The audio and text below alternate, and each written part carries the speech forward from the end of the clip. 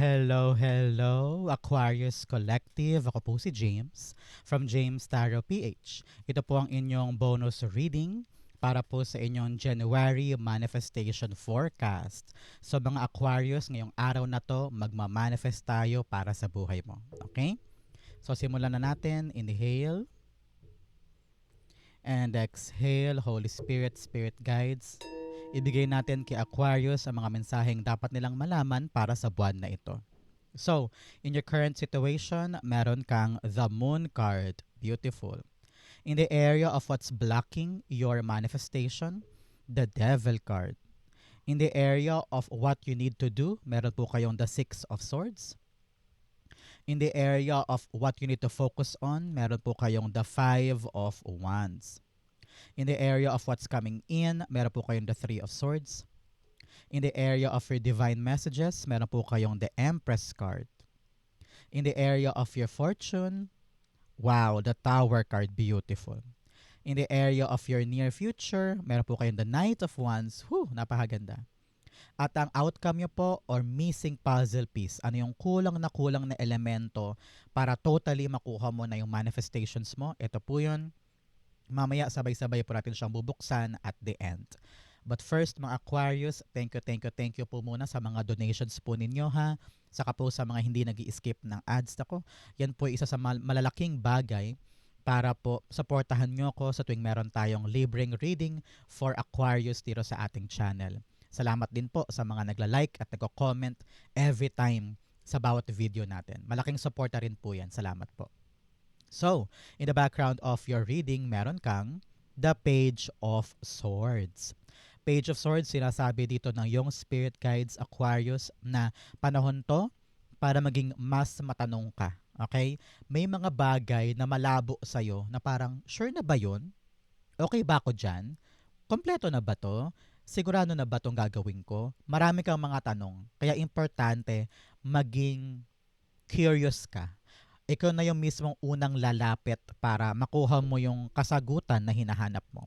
Hindi pwedeng maghihintay lang tayo today and waiting for the answers. Sometimes kailangan talaga nating mag-effort para alam natin kung ano yung mga dapat nating panghawakan. Example, meron kang pinipilahang trabaho, sabi tatawagan ka daw or may kailangan ka daw kompletuhin pa kaya hindi pa daw pwedeng maproseso, halimbawa. So ikaw, tumagal na halimbawa yung 2 weeks or 3 weeks, wala pa din. So pumunta ka na, kausapin mo na, itanong mo na kung ano ba yung mga kailangan ko pang kompletuhin para lumarga na ito, parang ganyan. So kung may mga bagay na kulang, question mark lagi, magkaroon ka ng initiative na hanapin ang sagot para meron ka talagang panghahawakan na move sa buhay mo. Okay?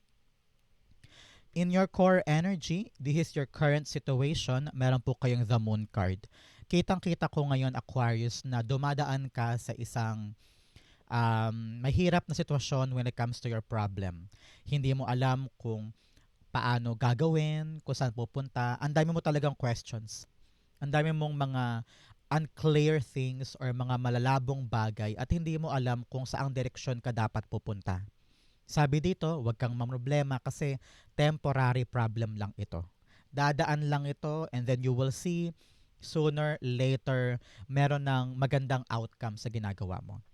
Ang importante ngayon, Aquarius, meron kang pananalig sa sarili mo na kaya mo to, nagagawin mo to, itutuloy mo to. Huwag kang matakot humakbang, huwag kang matakot na ilaban yung isang bagay kahit pa sa puso mo naniniwala ka na kaya ko to eh. Even though maraming tao sa paligid mo nagsasabi sa'yo na wag na yan, wag mo na puntahan yan, di ka naman magaling dyan eh. Pero what matters most is your instinct, your gut feeling. Pag alam mong dapat mo tong ilaban, ilaban mo. Kahit malabo, kahit hindi sure. Ang importante, sure ka sa sarili mo na gusto mo to. Okay? And then wag kang mag-alala, temporary problem lang to, temporary issue lang to. Lahat ng sagot lalabas sa'yo this time. Makukuha mo rin yung kaliwanagan na, kaya pala tumagal, kaya pala dito ako dapat. Everything will be clear.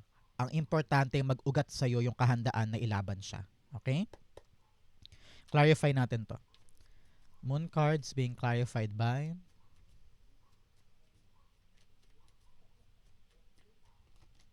The King of Swords. Yes, talagang paninindigan, tapang na sumugod, tapang na suungin ang buong katotohanan para meron kang panghahawakan moving forward. Ayaw mo na ng laro-laro, ayaw mo na ng paligoy-ligoy, ayaw mo na ng temporary, gusto mo na ng permanente.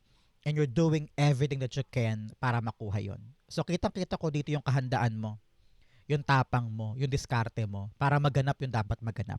At hindi ka papatakot sa mga bagay na malabo or hindi sure. You want to make this fight worthwhile para sa'yo, which is good for you. Okay? Nakita ko rin dito, kung talagang malabo at gusto mong maliwanagan muna bago ka kumilos, meron daw taong tutulong sa'yo para maging planchado ang lahat. Example, ikaw ay up for promotion, hindi mo alam kung anong dapat ihandang papeles or dokumento, this person will enlighten everything. Siya talaga yung magpapaliwanag sa'yo na ganito dapat, ito dapat unahin mo, ito dapat ang ihanda mo. So parang ikaw, okay, gets. So this person will really give you that information na kinakailangan mo para makalaban ka ng tama. Okay? So, Aquarius, since ito po ay isang manifestation reading, ilapag mo na sa baba ang mga manifestations mo. Isulat mo, I manifest blank in my life to happen this January.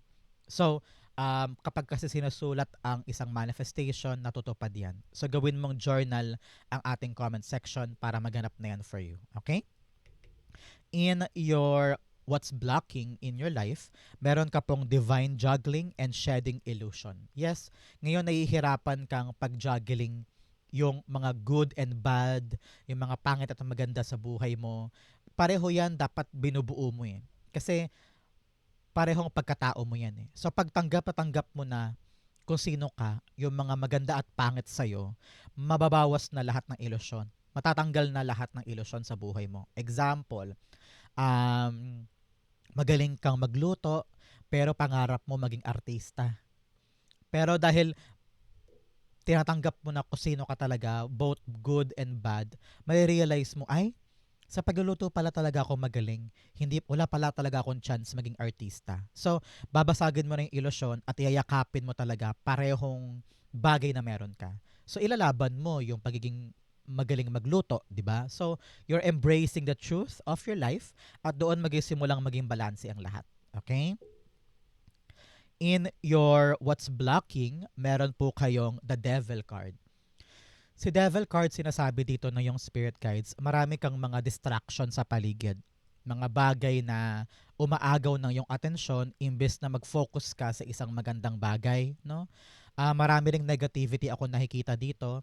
For example, toxic friend, toxic boss, or toxic relationship na dapat matutunan mong ilayo ang sarili mo doon. It's all about shedding the negativity, losing the negativity. I-flush mo na yan sa toilet, kumbaga. Palayain mo daw ang iyong sarili sa mga kumakadena sa'yo.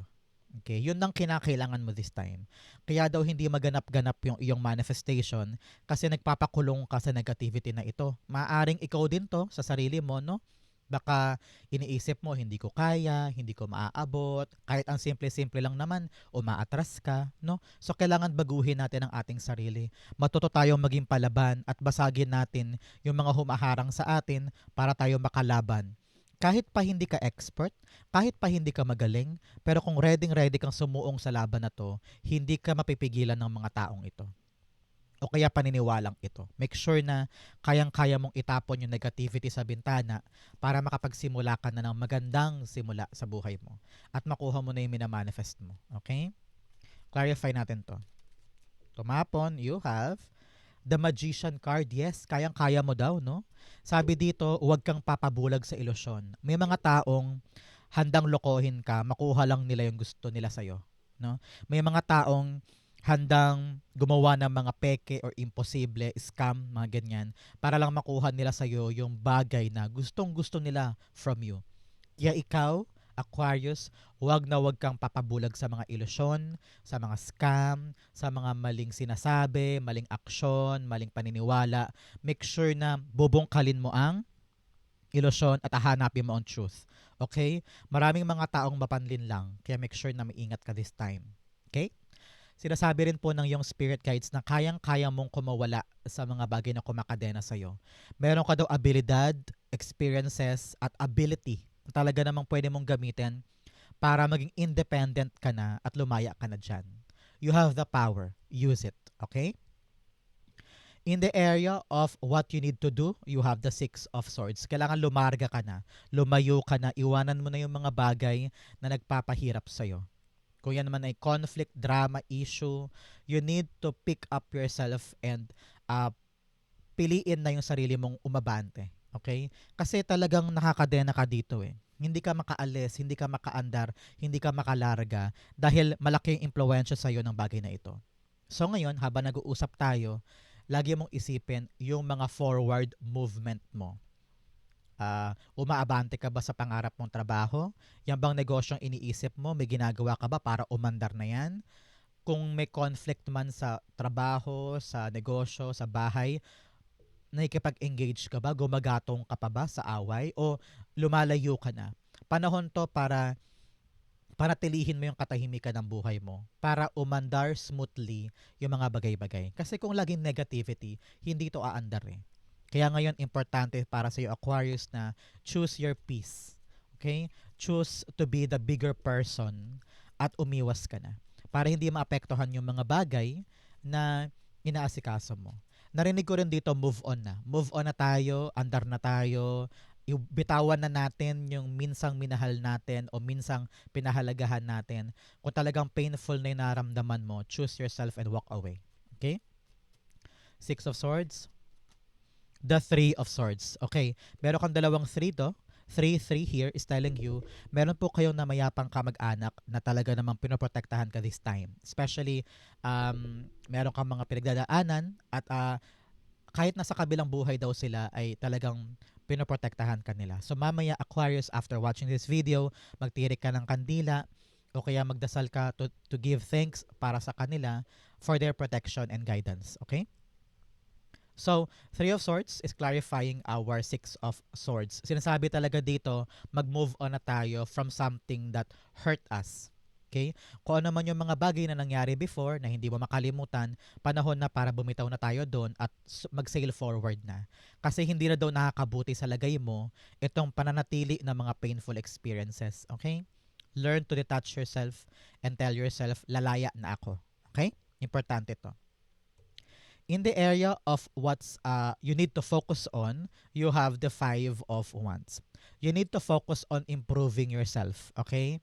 May mga laban na dapat kang labanan. Halimbawa, sa kumpanya, agawan kayo ng customer, o kaya pataasan kayo ng quota, o kaya sa pamilya, may mga issue na dapat ng pag-usapan in a calm way ha. Hindi mo kailangan makipag-butt heads sa kanila.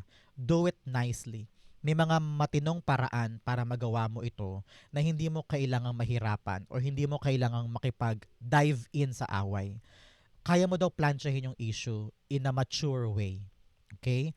Para naman po sa iba na nasa very, very competitive world, talaga namang kailangan talagang magpursige ka kasi yung kalaban mo sa kabilang tindahan, halimbawa, malakas ang kita niya. So, kailangan mo mag-double time, di ba?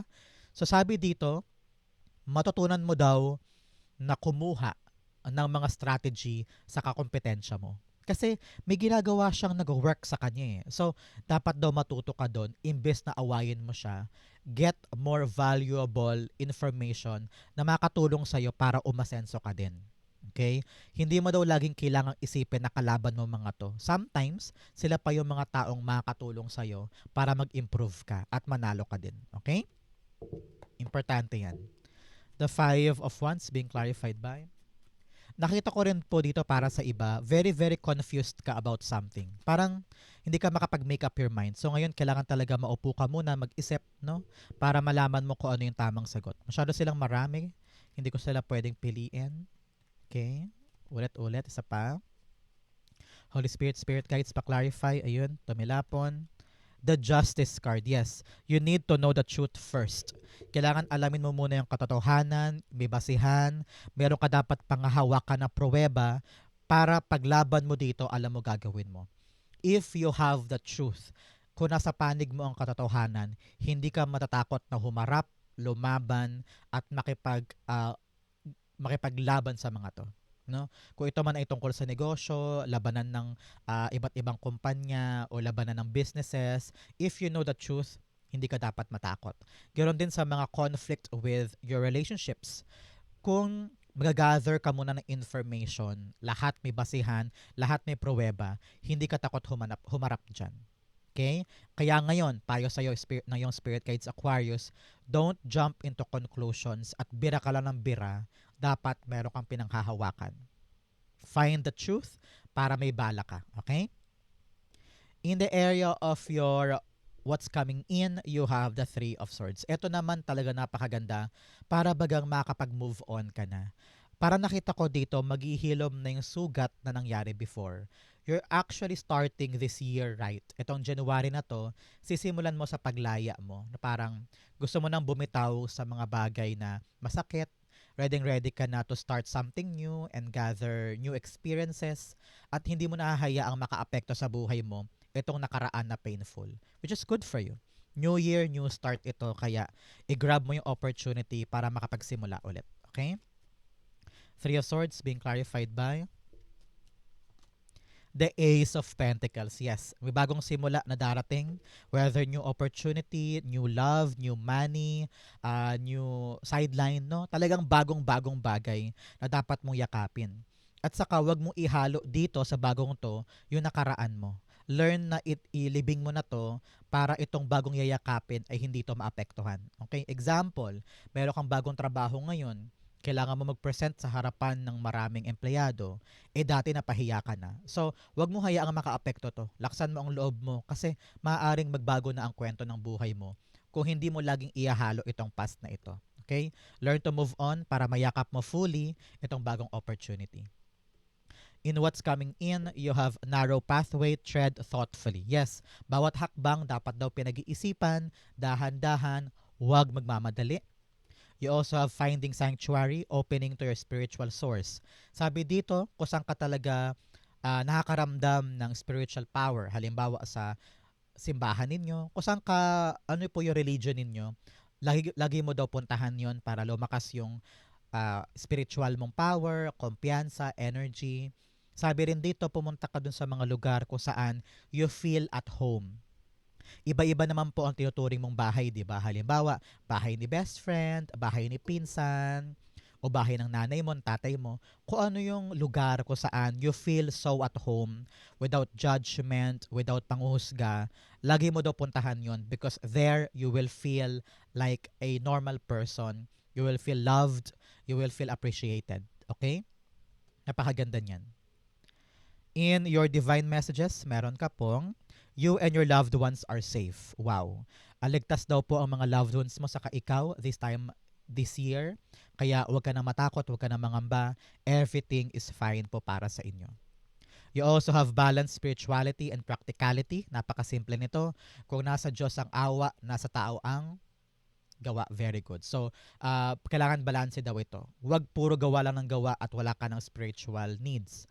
O kaya, puro kadasal, wala ka namang kinikilos. So, make sure na ito ay patas, balanse sa buhay mo.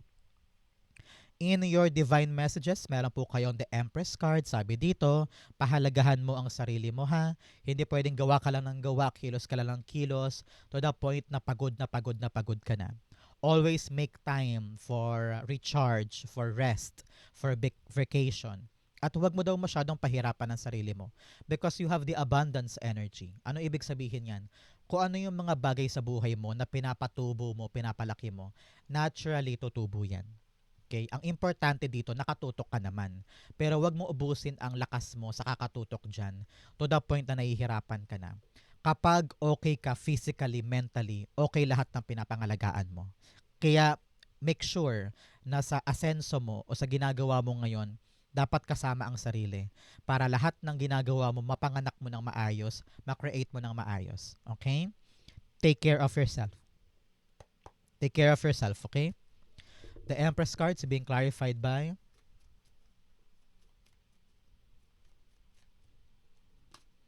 the Three of Pentacles. Yes, hindi mo daw to dapat dibdibin lahat ng solo. May mga tao daw sa buhay mo na makakatulong sa'yo para asikasuhin yung ginagawa mo. Kaya nga sabi ko sa inyo kanina, di ba, parang you're overextending yourself. Lahat ginagawa mo mag-isa, kahit naman naturally, tutubo naman yan eh. So, huwag mong pahirapan ang sarili mo. May mga tao sa buhay mo na maaaring makatulong sa'yo para gumaan to, para matapos to at dumali. Okay? So make sure na open ka to collaboration, open ka for cooperation para ito ay magbunga ng maganda, ha? Huwag mong dibdibin lahat. There are people around you can help you. Okay? In your fortune, meron kang cat, two-faced friend. Wow. Meron ka daw kaibigan na medyo plastikada. Nako, make sure na kilalanin mo yan at huwag mo na isama sa buhay mo this January and New Year. Okay? You also have facts, shrewdness, and resourcefulness, especially in business. Dapat daw matipid ka, madiskarte ka, marunong ka humawak ng pera pagdating sa iyong negosyo o pagkakakitaan. Make sure na ikaw ay talagang matalino sa paghawak na iyong finances and business. Okay? You also have August, Aquarius. Meron ba kayong special occasion pag August? Halimbawa, anniversary ng pamilya, anniversary sa trabaho, o kaya birthday ng kapatid. Kung meron po, ibig sabihin, this reading is for you. Pero kung wala naman po, ibig sabihin, meron daw po kayong milestone sa buwan ng Agosto. You also have firecracker excitement. Wow, meron daw pong exciting event na mangyayari sa buhay mo at talaga namang magpapabago sa kwento ng iyong buhay. Congrats po. In your fortune, napakaganda, you have the Tower card. Sabi dito, talagang magbabago na ang buhay mo for the better. You are actually embracing a new opportunity. Susugod ka sa mga bagong bagay kahit na malabo kasi talagang balak mo nang baguhin ang takbo ng buhay mo. You're actually moving forward despite the pain and heartbreak.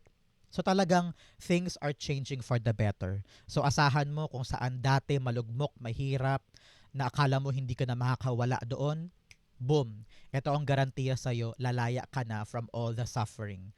And things are changing for you. May yayakapin ka na bagong bagay na magpapa-rebuild ng tower mo at dito mas matibay, mas maayos, mas maganda. Okay? Clarify natin siya. Tower cards being clarified by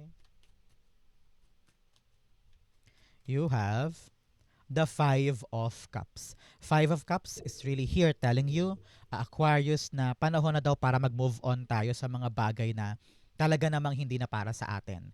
And since sa fortune ito, once daw na bitawan mo na yung mga bagay na pilit mong niyayakap, na pabalik-balik ka doon, pabalik-balik nagre-replay sa isip mo na sana ganito ginawa ko, sana ganoon ginawa ko, edi sana nasa akin pa to. Kapag natanggap mo na, nakapag-move on ka na dyan, doon magsisimulang magbago ang lahat. Example, hindi ka makapag-move on sa isang dating trabaho na tinanggal ka. Hanggang ngayon, dinidibdib mo na, ano bang ginawa ko mali? Bakit ako tinanggal? Kapag natanggap mo na yon, na talagang wala na akong babalikan dyan, move on na, doon papasok yung mga bagong pagbabago. Doon papasok yung bagong opportunity na dapat talagang makapunta sa'yo. Okay? So, learn to move on, embrace new things, and that will start the change in your life. Okay? In the area of your near future, meron po kayong the Knight of Wands. Sabi dito, may darating na good news. Ito yung exciting energy na nakita ko dito na magpapa-excite sa'yo. Isang magandang balita. Maaaring go signal ito para makapunta ka na sa bagong journey na kinakailangan talaga ng passion, energy, and love mula sa'yo. So ngayon, ma-excite ka na sa bagong paparating at talagang mamahalin mo to, no? Ipapakita mo yung galing mo. You're gonna be a go-getter, adventurous, palaban. And sinasabi ko sa'yo, mag-e-enjoy ka sa journey na ito. Okay? Clarify natin. The Knight of Wands being clarified by you have the Page of Cups. Wow, surprising event. Masusurprise ka sa mga pagbabago, sa mga update and development na mangyayari. Hindi mo akalaing ikaw ang tatawagan. Hindi mo akalaing sa'yo ibibigay. Hindi mo akalaing darating to this time. No? So kung ano man tong surpresa para sa'yo, no? Aquarius, labis-labis mo tong mamahalin. Ilalaban mo to, isusugod mo to agad. And you're gonna be very, very excited sa mga magaganap para sa'yo. So congrats. I-claim mo to a surprising event, a surprising, exciting event ang mapapasa akin. Isulat mo yan sa baba, it will come true. In the area of what's missing sa buhay mo, ano yung kaisa-isang missing puzzle piece na kinakailangan mo para yung manifestation na yan matupad na, the Queen of Wands. Very good for you. Queen of Wands, ang kailangan mo daw dito, confidence. Yun daw ang kulang sa'yo, Aquarius. Tiwala sa sarili, taas noo, wag mo nang isipin pa yung judgment ng ibang tao, deadma ka na dyan sa mga yan. Wag mo laging isipin na yung opinion nila ay bubuo sa'yo. Okay? You are good enough, you are beautiful enough, you are talented enough. Kaya kapag meron kang confidence, ma-attract mo na yung manifestation mo. Lalakas na ang loob mo na habulin, sungkitin, kunin yung para sa'yo. Okay? Sabi rin dito, mag-positive thinking ka lang, wag puro nega ha. And make sure na mahal mo ang sarili mo. Kapag tanggap mo ang sarili mo kung sino ka, kahit yung pinakapangit na aspetong meron ka, wala lang taong makagamit niyan against you. Because you totally accept who you are. At kapag accept mo kung sino ka talaga, doon lalabas yung confidence and self-esteem. Okay? Queen of Wands being clarified by the Knight of Wands. Yes, doon ka talaga lalarga. Kapag confident ka, believe ka sa sarili mo, alam mo hindi masama yung delulo eh. Mas maganda nga delulo ka eh. Kasi power yon para mailaban mo yung gusto mo, makuha mo yung manifestation mo, makarating ka sa finish line, no? So be delulo, trust yourself, embrace yourself, ilaban mo yung journey, wag mong atrasan, wag mong katakutan, maging adventurous ka naman daw, no? Mag-try ka ng mga bagong bagay para makita mo kung saan ka pwede at makapag-grow na yung buhay mo, makapag-expand ka na. Okay? So Aquarius, ito po ang inyong January manifestation reading. After watching this video na manifest mo na yung bagay na yan, mapapasayo na yan. Okay? Thank you Holy Spirit, Spirit Guides for the clarity and messages na dapat malaman ng mga Aquarius at this time. Sa po kayo nakaresonate, comment po kayo sa baba. Babasahin ko po yan. Thank you again for watching hanggang dulo. Aquarius, I love you. This has been James for James Tarot PH. God bless everybody.